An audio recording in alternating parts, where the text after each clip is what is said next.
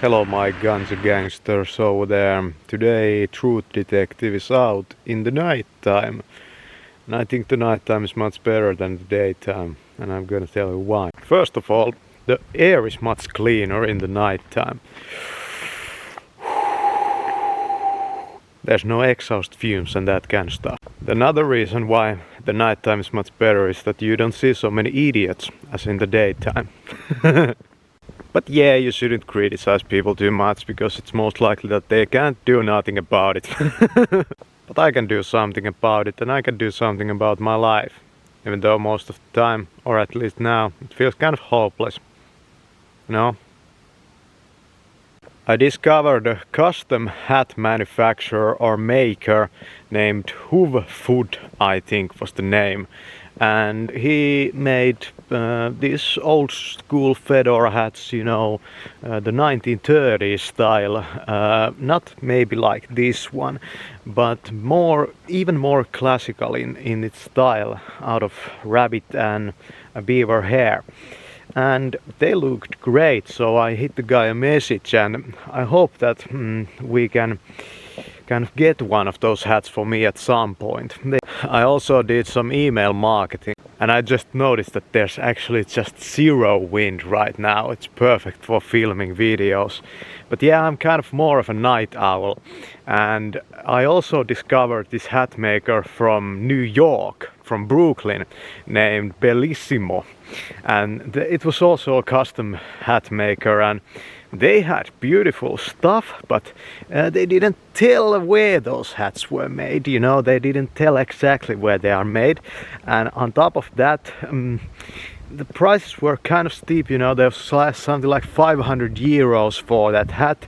And then when you would pay the tax and the shipping, like you would end up maybe, I would say something like 750 for a hat. And I started to look for those hats because I was reading about a man named John Gotti. And I've been thinking about reading a book about that man, John Gotti. He was the most kind of influential and the most, you know, powerful mafioso in the 1980s New York. And it would be kind of interesting to know something also about the 1980s New York. And that's just not a very style period in my opinion. So I'm maybe going to read that book, but well, we will see.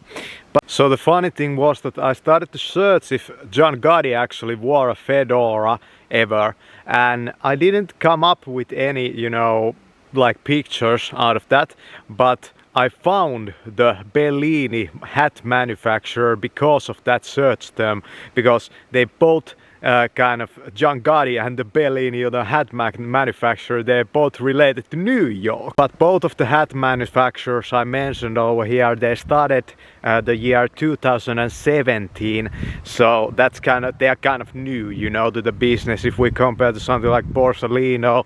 And yeah, Paul Smith has been around for like a long time also, the manufacturer of this hat.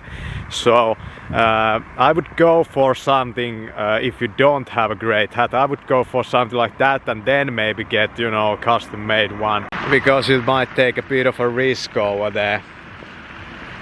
Man, I belong to the red man, I belong to the red carpet. And the freaking past the time of the Tommy guns, the time of the mafias, be joining those guys and the best ones in New York.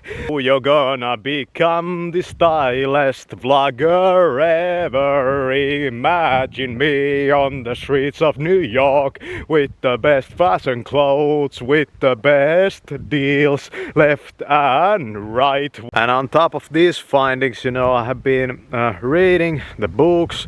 I just finished the book Public Enemies, and it was kind of interesting, but I realized that I'm not really interested in, you know, like criminals of that type, you know. I think they're kind of lame actually.